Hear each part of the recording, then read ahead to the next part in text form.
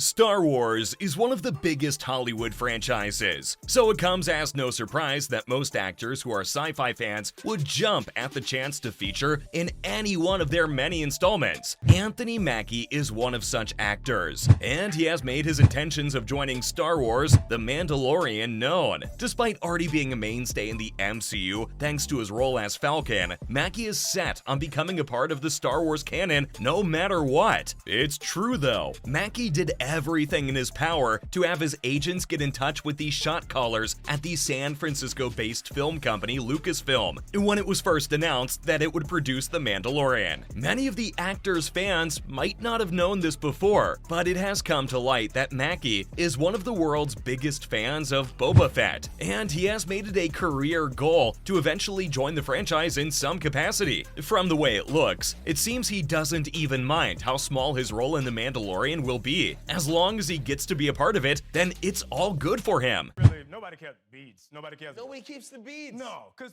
a week later, you wear the beads on your flight, and you're like, oh, that dude caught big beads. I wonder what. Mackie said on the most recent episode of Josh Horowitz's Happy, Sad, Confused podcast, "Yo, when I heard they were doing The Mandalorian, and this is the one and only time I call my agent and my manager and said, it's going to be a problem." Mackie also seems very humble about his intentions, as he made it clear during the interview that he's not going to be on some celebrity type.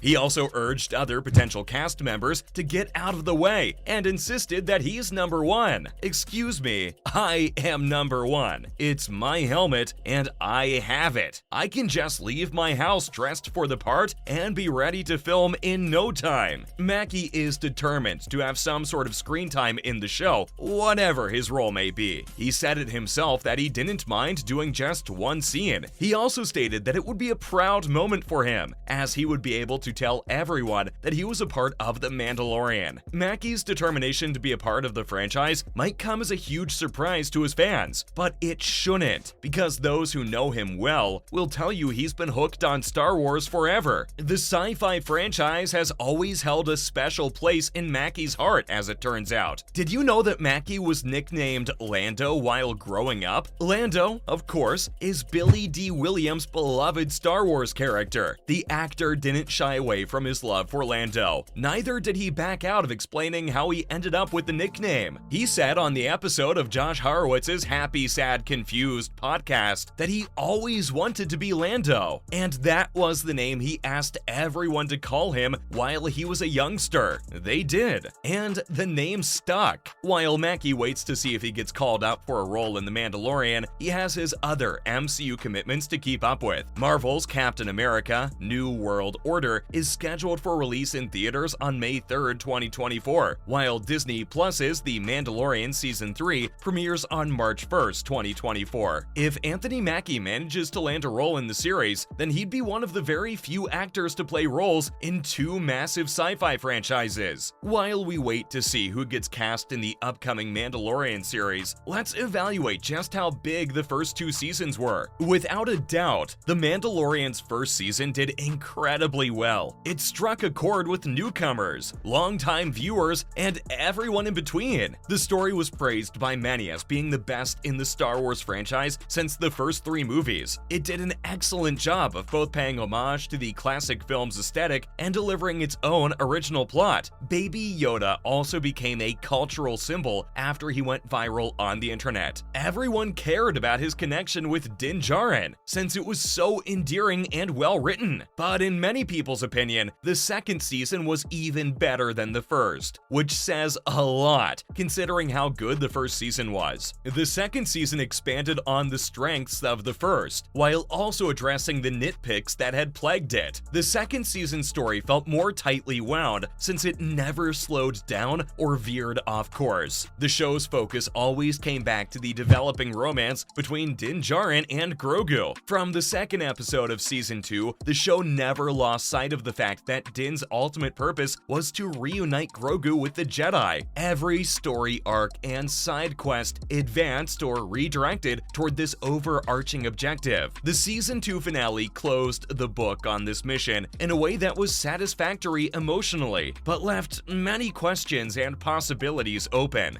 Despite a promising beginning and a somewhat tightly wound story, Season 1 slowed down significantly and seemed to lose focus on its central story throughout episodes 4 to 6. Some of the episodes felt like standalone adventures of the week that didn't add much to the overarching plot of Grogu and the last Imperial forces on the hunt for him. The leftover Imperial forces were more pervasive in Season 2, thanks to Moff Gideon and the Imperials hiding out on planets like Trask, Navarro, and Morik. In episodes where Moff Gideon and his Imperial friends weren't featured prominently, viewers nevertheless caught glimpses of the villain that shed light on his evil schemes. This elevated the sense that Moff Gideon and the remaining Imperial forces were a constant and exciting danger. Even though some of the episodes in the first season didn't seem to connect to each other, they ultimately had a significant impact on the story. Introducing Fennec Shand and Boba Fett into the plot in Chapter 5 was also an excellent decision.